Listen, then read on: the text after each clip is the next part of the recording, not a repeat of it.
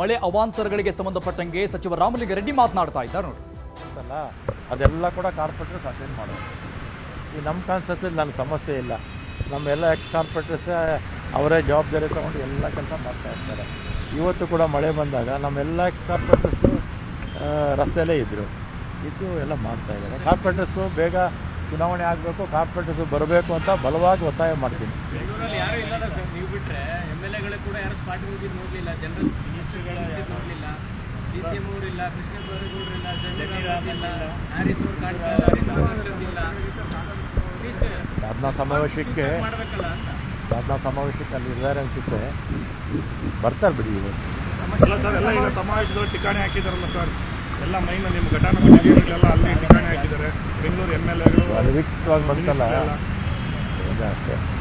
ಆಮೇಲೆ ಅವರವ್ರ ಕ್ಷೇತ್ರದ ಬಗ್ಗೆ ಸಹಜವಾಗಿ ಎಲ್ರಿಗೂ ನಾವೇ ಕಾಂಗ್ರೆಸ್ಸೇ ಅಂತಲ್ಲ, BJP ಅವರು JDS ಕಾಳಜಿ ಇದ್ದೇ ಇರುತ್ತೆ. ಅಲ್ಲ ಸರ್, ಈಗ ಬೆಂಗಳೂರು ಮುಳುಗ್ತಾ ಇದೆ, ಇಂಥ ಸಮಯದಲ್ಲಿ ಸಂಭ್ರಮಾಚರಣೆ ಬೇಕಾ ಅಂತ BJP ಅವರು ಪ್ರಶ್ನೆ ಮಾಡ್ತಿದ್ದಾರೆ. ನಿಮ್ಮ ಸಂಭ್ರಮದ ಬೆಂಗಳೂರು ಮುಳುಗಡೆ ಆಗ್ತಾ ಇದೆ, ನೀವು ಮಾಧ್ಯಮದವ್ರು ಕೇಳಿಬೇಕಾದ್ರೆ ನಾನು ನಿಮಗೆ ಸಮಜಾಯಿಷಿ ಕೊಡ್ತೀನಿ. ಆದರೆ BJP ಅವರಿಗೆ ಕೇಳೋದ್ರಲ್ಲಿ ಅರ್ಥನೇ ಇರೋದಿಲ್ಲ. BJP ಅವ್ರು ಕೇಳಿದ್ರೆ ಅರ್ಥನೇ ಇರಲಿಲ್ಲ. ಮೊನ್ನೆ ಪಹಲ್ಗಾಮು ಘಟನೆ ಆಯ್ತಪ್ಪ. ಪಹಲ್ಗಾಮ್ ಘಟನೆ ಆದಾಗ ಯಾರಾದರೂ ಹೋಗಿದ್ರ? ದೇಶದ ದೊಡ್ಡ ದೊಡ್ಡ ಹುದ್ದೆಯಲ್ಲಿ ಇರ್ತಕ್ಕಂಥವ್ರು ಅಲ್ವಾ? ಸರ್, ನೀವು ಹೋಗ್ತೀರಾ ಸರ್ ಹೊಸಪೇಟೆಗೆ ನಾಳೆ? ಯಾಕಂದರೆ ಸಾರಿಗೆ ವ್ಯವಸ್ಥೆ ಎಲ್ಲ ನಿಮಗೆ ಒಂದು ಇನ್ಚಾರ್ಜ್ ಕೊಟ್ಟಿದ್ದಾರೆ, ಅದೆಲ್ಲ ಫೋನಲ್ಲೇ ಕೂತ್ಕೊಂಡು ಮಾಡ್ಬೋದು.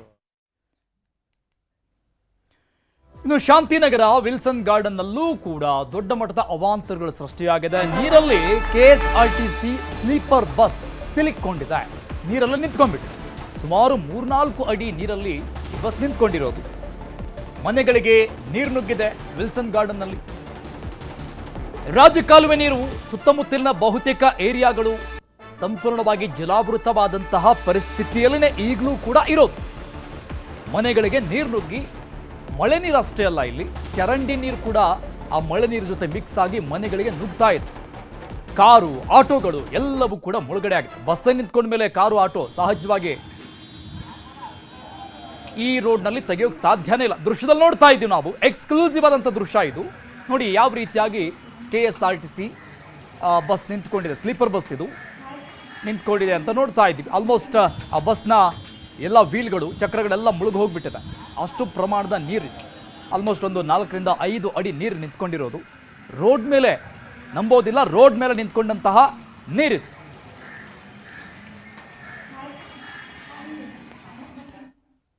ಹೊರಗಡೆ ಎಲ್ಲ ಕಂಪ್ಲೀಟ್ ನೀರು ಬಂದಿದೆ ಸರ್, ಗ್ರೌಂಡ್ ಫ್ಲೋರ್ ಫುಲ್ಲಾಗಿ ಬಂದ್ಬಿಟ್ಟಿದೆ ನೀರು. ಇನ್ನೂ ತೆರವು ಮಾಡಿಲ್ಲ, ಇನ್ನು ಎಲ್ಲಿ ಈಗ ತಾನೇ ಇನ್ನು ತೆರವು ಮಾಡಬೇಕು. ಬೆಳಗ್ಗೆ ಎದ್ದು ಈಗ ಬೆಳಗ್ಗೆ ಎದ್ದು ನೋಡಿದ್ವಿ, ಫುಲ್ಲಾಗಿ ಬಂದ್ಬಿಟ್ಟಿದೆ. ಈಗಿನ್ನು ತೆರವು ಮಾಡಬೇಕು. ಇವಾಗ ಪೇಪರ್ಸು, ಮೆಡಿಸನ್ಸು ಎಲ್ಲನೂ ಹಾಳಾಗಿದೆ, ಎಲ್ಲ ಕ್ಲೀನ್ ಮಾಡ್ಕೋಬೇಕು. ಇನ್ನು ತೆಗ್ದಿಲ್ಲ, ನೀರು ತೆಗಿಬೇಕು ಇನ್ನೂ. ನಾರ್ಮಲ್ ಆಗಿ ಯಾವತ್ತು ಇಷ್ಟು ನೀರು ನೋಡಿರ್ಲಿಲ್ಲ. ಲೈಕ್ 2 days ಬ್ಯಾಕ್ ಮಳೆ ಬಂದಾಗ್ಲೂ, ಒಂದೇ ಬ್ಯಾಕ್ ಮಳೆ ಬಂದಾಗ್ಲೂ ಇತ್ತು ನೀರು, ಸ್ವಲ್ಪ ಇತ್ತು. ಲೈಕ್ 1 hour ಕ್ಲಿಯರ್ ಆಗೋಯ್ತು. ಬಟ್ ಇವತ್ತು ಮಾತ್ರ 4:30 ಲೈಕ್ ಅರೌಂಡ್ 7 ನೀರಿತ್ತು. ಇವಾಗಲೇ ಬಂದು ಎಲ್ಲರೂ ಕ್ಲೀನ್ ಮಾಡಿದ್ದಾರೆ. ಎಲ್ಲ ಮಾಡಿರೋದ್ರಿಂದ ಹೋಗಿದೆ. ಕ್ಲೀನ್ ಮಾಡಿರ್ಲಿಲ್ಲ ಅಂದ್ರೆ ನೀರು ಹೋಗ್ತಿರ್ಲಿಲ್ಲ. ಆಲ್ಮೋಸ್ಟ್ 2 ಕಾರ್ಸ್ ಸ್ಟ್ರಕ್ ಆಗೋಗಿ 1 ಬಸ್ ಸ್ಟ್ರಕ್ ಆಗೋಗಿದೆ. ಬೆಳಗ್ಗೆ 4:30 ವೆಹಿಕಲ್ಸ್ ತಿರುಗ್ತಾ ಇದೆ. ಆಲ್ಮೋಸ್ಟ್ ಬೇರೆ ವೆಹಿಕಲ್ಸ್ ಸ್ಟ್ರಕ್ ಆಗಿತ್ತು. ಪ್ಯಾಸೆಂಜರ್ಸ್ 2 ಲೇಡೀಸು ಸ್ಟ್ರಕ್ ಆಗಿದ್ರು ಇಲ್ಲಿ ರ್ಯಾಪಿಡೋಲ್ ಬಂದು. ಅಲ್ಲ, ರಾತ್ರಿ ಒಂದು 12:30ಗಿಂತ ಬೆಳಗ್ಗೆ 5:30 ತನಕ ಮಳೆ ಸರ್. ಅದು ಒಂದು ಮನುಷ್ಯ ಮುಳುಗೋ ಅಷ್ಟಕ್ಕೆ ನೀರು ಬರ್ತಾ ಇತ್ತು. ಫುಲ್ಲು ನಮ್ಮ ಗೋಡನ್ ಎಲ್ಲ ಹೋಯ್ತು. ಕಮ್ಮಿ ಅಂದ್ರೆ ಕೂಡ ಒಂದು 1.5 ಲಕ್ಷ 2 ಲಕ್ಷ ಲಾಸ್ ನಮ್ದು. ಅಷ್ಟು ನೀರು ಇದಾಗಿದೆ. ಇದರಲ್ಲಿ ಬೇರೆ ಕಾರಲ್ಲಿ ಬಂದಿರೋರೆಲ್ಲ ಬೇರೆ ಅವರು ಕಷ್ಟದಲ್ಲಿ ಸಿಕ್ಕಾಕೋಬಿಟ್ಟು ಅವ್ರನ್ನೆಲ್ಲ. ಇದು ಇಲ್ಲಿಗೆ ನಿಂತ್ಕೊಂಡಿಲ್ಲ. ಇನ್ನು ಕೋರಮಂಗಲದಲ್ಲೂ ಕೂಡ ಭಾರಿ ಮಳೆ ಅವಾಂತರ ಆಗಿದೆ. ಬಹುತೇಕ ತಗ್ಗು ಪ್ರದೇಶಗಳು ಜಲಾವೃತ ಆಗಿದೆ. ನೆರೆ ಬಂದಂತಹ ಪರಿಸ್ಥಿತಿ. ಕೆಲ ಮನೆಗಳಿಗೆ ನೀರು ನುಗ್ಗಿದೆ, ಅವಾಂತರ ಸೃಷ್ಟಿಯಾಗಿದೆ. ಸಹಜವಾಗಿ ನೋಡಿ, ಬಹುತೇಕ ಬೆಂಗಳೂರಿಗರು ಈ ತಗ್ಗು ಪ್ರದೇಶದಲ್ಲಿ ಇರುವಂಥವರ ಮನೆಗಳಲ್ಲಿ ಚರಂಡಿ ನೀರು, ಮಳೆ ನೀರು ಮನೆಗಳಿಗೆ ನುಗ್ಗಿರೋ ಹಿನ್ನೆಲೆಯಲ್ಲಿ ರಾತ್ರಿಯಲ್ಲಿ ನಿದ್ದೆ ಇಲ್ಲ, ಜಾಗರಣೆ ಮಾಡುವಂಥ ಪರಿಸ್ಥಿತಿ ನಿರ್ಮಾಣ ಆಗಿದೆ. ಕೋರಮಂಗಲ 4ನೇ ಬ್ಲಾಕ್ ಜಲಾವೃತ ಆಗಿದೆ, ಕೆರೆಯಾಗಿದೆ. ಕೋರಮಂಗಲದ ಹೈಫೈ ಏರಿಯಾ 3 ಅಡಿಯಷ್ಟು ನೀರು ನಿಂತ್ಕೊಂಡಿದೆ ಇಡೀ ಏರಿಯಾದಲ್ಲಿ. ಗ್ರೌಂಡ್ ಫ್ಲೋರ್ನಲ್ಲಿ ಇರುವಂಥ ಆ ಮನೆಗಳ ಪರಿಸ್ಥಿತಿ ಏನು, ಅಲ್ಲಿರುವಂಥವರ ಪರಿಸ್ಥಿತಿ ಏನು ದೇವರೇ ಬಲ್ಲ. ಜನಜೀವನ ಸಂಪೂರ್ಣವಾಗಿ ಅಸ್ತವ್ಯಸ್ತ ಆಗಿದೆ. ಕೋರಮಂಗಲದ ಪರಿಸ್ಥಿತಿಯನ್ನು ನಮ್ಮ ಸ್ಕ್ರೀನ್ ಮೇಲೆ ನೋಡ್ತಾ ಇದ್ದೀವಿ.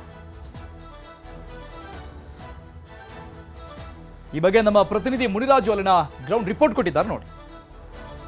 ರಾತ್ರಿ ಸುರಿದ ಧಾರಾಕಾರ ಮಳೆಗೆ ಐಫೈ ಏರಿಯಾ ಕೋರಮಂಗಲ ಕೆರೆ ಅಂತಾಗಿದೆ. ನಾವೀಗ ಕೋರಮಂಗಲದ 4ನೇ ಬ್ಲಾಕ್ ನಲ್ಲಿದ್ದೀವಿ. ಈ ಒಂದು ಬ್ಲಾಕ್ ನ ಒಂದು ಮುಖ್ಯ ರಸ್ತೆ ಏನಿದೆ, ಈ ಒಂದು ರಸ್ತೆನ ನೋಡಬಹುದು, ಸಂಪೂರ್ಣ ಕೆರೆ ಅಂತಾಗಿದ್ದು ಸುಮಾರು 2 ಅಡಿಗೂ ನೀರು ಈ ಒಂದು ರಸ್ತೆಯಲ್ಲಿ ನಿಲುಗಡೆ ಆಗಿದೆ.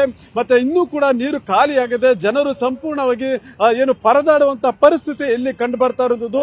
ನೀರು ಮನೆ ಬಾಗಿಲಿಗೆ ಒಂದು ನಿಂತ್ಕೊಂಡಿರೋದ್ರಿಂದ ಮನೆಗಿಂದ ಹೊರಗಡೆ ಕೂಡ ಬರೋದಕ್ಕೆ ಆಗ್ತಾ ಇಲ್ಲ ಅಂತ ಒಂದು ಪರಿಸ್ಥಿತಿ ಈ ಒಂದು ಬಡಾವಣೆಯಲ್ಲಿ ಕಂಡು ಬರ್ತಾ ಇದೆ. ಮತ್ತೆ ಬೈಕ್ ಸವಾರರು ಮತ್ತೆ ಕೆಲಸಕ್ಕೆ ಹೋಗುವಂತ ಏನು ಜನ ಏನಿದ್ದಾರೆ ಅವರು ಸ್ವಲ್ಪ ದೂರ ನೀರಿನಲ್ಲಿ ಬರ್ತಾರೆ. ಆದ್ರೆ ನೀರಿನಲ್ಲಿ ಬೈಕ್ ಕೂಡಲೇ ಆಫ್ ಆಗ್ತಿದ್ದಂತೆ ತಳ್ಕೊಂಡು ಬರುವಂತ ಸನ್ನಿವೇಶಗಳು ಕೂಡ ಇಲ್ಲಿ ಕಂಡು ಬರ್ತಾ ಇದೆ. ಇಲ್ಲೊಂದು ಬೈಕ್ ನೋಡಬಹುದು, ಏನು ಬೈಕ್ ಸವಾರ ಮನೆಯಿಂದ ಹೊರಗಡೆ ಬಂದು ಪಾಪ ನೀರಿನಲ್ಲಿ ನಿಂತೋಗುತ್ತೆ. ಮತ್ತೆ ಅಲ್ಲಿ ಏನು ಫುಡ್ ಡೆಲಿವರಿ ಬಾಯ್ ಕೂಡ ಆ ಒಂದು ಬೈಕ್ ನೀರಿನಲ್ಲೇ ತನ್ನ ಕೆಲಸವನ್ನು ಕೂಡ ತಾನು ಮಾಡ್ತಾ ಇದ್ದಾನೆ. ಮತ್ತೆ ಇಬ್ಬರು ಬೈಕ್ ಸವಾರರು ಮತ್ತೊಂದು ಬೈಕ್ ನಲ್ಲಿ ಹೋಗಿ ಅಲ್ಲಿ ಬೈಕ್ ಆಫ್ ಆಗಿ ನಿಂತಿರೋದನ್ನು ಕೂಡ ನೋಡಬಹುದು. ಅಷ್ಟು ಒಂದು ಅಷ್ಟೊಂದು ದಾರುಣ ಪರಿಸ್ಥಿತಿ ಇಲ್ಲಿ ಕಂಡು ಬರ್ತಾ ಇರೋದು. ಈಗಲೂ ಕೂಡ ಇಲ್ಲಿ ನೀರು ಖಾಲಿ ಆಗದ ಪರಿಸ್ಥಿತಿ ಇದೆ. ಮತ್ತೆ ಜನ ಒಂದು ಏನು ಗೇಟ್ ನ ಮುಂಭಾಗಕ್ಕೆ ನೀರು ನಿಂತಿರೋದ್ರಿಂದ ಯಾರು ಕೂಡ ಹೊರಗಡೆ ಬರೋದಕ್ಕೂ ಕೂಡ ಸಾಧ್ಯ ಆಗ್ತಾ ಇಲ್ಲ ಅಂತ ಒಂದು ಸ್ಥಿತಿ ಇಲ್ಲಿ ನಿರ್ಮಾಣ ಆಗಿದ್ದು, ಆದಷ್ಟು ಬೇಗ ನೀರು ಖಾಲಿ ಮಾಡಬೇಕು ಅಂತ ಹೇಳಿ ಒಂದು ಒತ್ತಾಯವನ್ನ ಮಾಡ್ತಾ ಇದ್ದಾರೆ. ಆದ್ರೆ ನೀರು ಮಾತ್ರ ಒಂಚೂರು ಕೂಡ ಕಡಿಮೆ ಆಗ್ತಾ ಇಲ್ಲ. ಇನ್ನು ಕೂಡ ರಾತ್ರಿಯಿಂದ ನಿಂತಷ್ಟೇ ನೀರು ಇನ್ನೂ ಕೂಡ ಹಾಗೆ ಇರುವಂತದ್ದು. ಮತ್ತೆ ಈಗಾಗಲೇ ಕೆಲಸಗಳಿಗೆ ಹೋಗುವಂತ ಸಮಯ ಆಗಿದೆ. ಮನೆಯಿಂದ ಹೊರಗಡೆ ಬಂದು ಹೋಗೋಣ ಅಂತಂದ್ರೆ ಮನೆಯಿಂದ ಹೊರಗಡೆ ಕೂಡ ಬರೋದಕ್ಕೆ ಆಗ್ತಾ ಇಲ್ಲ ಅಂತ ಒಂದು ಸ್ಥಿತಿ ಇಲ್ಲಿ ನಿರ್ಮಾಣ ಆಗಿದೆ. ಮತ್ತೆ ಈಗ ನಮ್ಮ ಜೊತೆ ಕೆಲವು ಸ್ಥಳೀಯರು ಕೂಡ ಇದ್ದಾರೆ, ಅವರನ್ನು ಮಾತಾಡಿಸಬಹುದು. ನಮ್ದು ಬಂದಾಗ ನಿಂತೋಗ್ಬಿಡ್ತು. ನಾವು ಇಲ್ಲೇ ಇರೋದು ಸುಮಾರು 10 ವರ್ಷದಿಂದ ಇದ್ದೀವಿ. ಇಲ್ಲಿ ಸುಮಾರು 250 ಮನೆ ಇದೆ. 250 ಮನೆಯಿಂದ ಬೆಳಿಗ್ಗೆಯಿಂದ ನೈಟಿಂದ ನಿದ್ದೆನೇ ಇಲ್ಲ. ಫುಲ್ ನೀರು ಮನೆ ತುಂಬ್ಕೊಂಡ್ಬಿಟ್ಟು ನನಗೆ ಗೊತ್ತಿದ್ದಂಗೆ ಬೆಳಿಗ್ಗೆಯಿಂದ ಇವಾಗವರೆಗೂ 12 ಗಾಡಿ ಬಿದ್ದಿದೆ ಕೆಳಗಡೆ. ಇದು ಮಂಡಿ ಮೇಲೆ ಬರ್ತದೆ. 2-3 ಅಡಿ ನೀರಿದೆ ಇಲ್ಲಿ. ಇದನ್ನ ನಾವು ಎಲ್ಲರೂ ಕಂಪ್ಲೇಂಟ್ ಮಾಡಿದೀವಿ, ಯಾರು ಕ್ರಮ ತಗೊಳ್ತಾ ಇಲ್ಲ. ಸರ್ಕಾರ ಏನಾದ್ರು ಮಾಡಿ ಇದಕ್ಕೆ ನಾವು ವ್ಯವಸ್ಥೆ ಮಾಡ್ಕೋ. ಈಗ ಇಲ್ಲಿಂದ ದೂರ ಹೋಗ್ಬೇಕಾದ್ರೆ traffic full, Sony signal full traffic. NGV ಹತ್ರ ಆ ಕಡೆ ಹೋದ್ರೆ ಅಲ್ಲೂ ಫುಲ್ಲು. ನಾವು ಇಲ್ಲಿ ವಾಸಿಯಾಗಿ ತುಂಬಾ ಕಷ್ಟದಲ್ಲಿ ಪರಿಣಾಮ ಪಡ್ತಾ ಇದ್ವಿ. ಇದಕ್ಕೆ ಯಾವ್ದೋ ಒಂದು ವ್ಯವಸ್ಥೆ ಇಲ್ಲಿ ನೈಟು ಸುಮಾರು ಒಂದು 12 ಗಂಟೆ ಶುರುವಾಯ್ತು. ಅವಾಗಿಂದ ಫುಲ್ ತುಂಬಿ ಮನೆ ಒಳಗಡೆ ಕುತ್ಕೊಳ್ಳೋಕೆ ಆಗ್ತಾ ಇಲ್ಲ, ನಿದ್ದೆನೇ ಇಲ್ಲ. ಎಲ್ಲ ನಾವು ಇಲ್ಲಿ ಸುಮಾರು 10 ವರ್ಷ 15 ವರ್ಷದಿಂದ ಇದೀವಿ. ನಮ್ಮ ರಿಲೇಟಿವ್ ಎಲ್ಲ 250 ಮನೆ ಇದೆ ಇಲ್ಲಿ. ಅದಕ್ಕೆ ಸ್ವಲ್ಪ ಸರ್ಕಾರ ಏನೋ ಮಾಡಿ ಇವಾಗವರೆಗೂ ಖಾಲಿ ಆಗ್ತಾನೆ ಇಲ್ಲ. ಹೊಟ್ಟೆವರೆಗೂ ಬರ್ತಿದೆ ನೀರು, ಅಂದ್ರೆ 2-3 ಅಡಿ ನೀರು ಬರ್ತೈತೆ. ಮನೆಗಳು ಫುಲ್ ತುಂಬಿದೆ. ತುಂಬಿ 25% ಇಲ್ಲಿವರೆಗೂ ಬಂದ್ಬಿಟ್ಟಿದೆ. ನೀರು ಎತ್ತಾಗೋ ಹೋಗ್ತಾ ಇಲ್ಲ, ಯಾಕಂದ್ರೆ ಹೋಗ ದಾರಿ ಇಲ್ಲ. ಎಲ್ಲಿ ಹೋಗ್ತೈತೆ ನೋಡಿ ದಾರಿ, ಎಲ್ಲ ಫುಲ್ ಬ್ಲಾಕ್ ಆಗಿದೆ. ಇದು ಸಮಸ್ಯೆ 10 ವರ್ಷದಿಂದ ಇದೆ. ಇದು ನಾವು ಹೇಳಿ ಬೇಜಾರಾಗ್ಬಿಟ್ಟಿದೆ. ತಾವೇ ಯಾವ್ದು ಮಾಡಿ ನಮ್ಗೆ ಒಂದು ಒಳ್ಳೆ ದಾರಿ ತೋರಿಸ್ಬೇಕು. ಇದು ಸ್ಥಳೀಯರು ಹೇಳ್ತಾ ಇರೋದು. ಏನು ಈಗಾಗಲೇ ಸುಮಾರು 10 ಗಂಟೆ ಸಮಯ ಆಗ್ತಾ ಇದ್ರು ಕೂಡ ಇನ್ನೂ ಕೂಡ ನೀರು ಖಾಲಿ ಆಗ್ತಾ ಇಲ್ಲ. ಮತ್ತೆ ಜನ ಕೆಲಸಗಳಿಗೆ ಹೋಗ್ಬೇಕು, ಮತ್ತೆ ಮನೆಯಿಂದ ಹೊರಗಡೆ ಬರೋದಕ್ಕೂ ಕೂಡ ಸಾಧ್ಯ ಆಗ್ತಾ ಇಲ್ಲ. ಮನೆಗಳಲ್ಲಿ ಕೂಡ ನೀರು ತುಂಬಿದೆ ಅಂತ ಹೇಳಿ ಒಂದು ಆಕ್ರೋಶವನ್ನು ಕೂಡ ವ್ಯಕ್ತಪಡಿಸ್ತಾ ಇದ್ದಾರೆ. ಕ್ಯಾಮರಾ ಪರ್ಸನ್ ವಿಶ್ವನಾಥ್ ಹಾವೇರಿ ಜೊತೆ ಮುನಿರಾಜು, ನ್ಯೂಸ್ 18 ಬೆಂಗಳೂರು.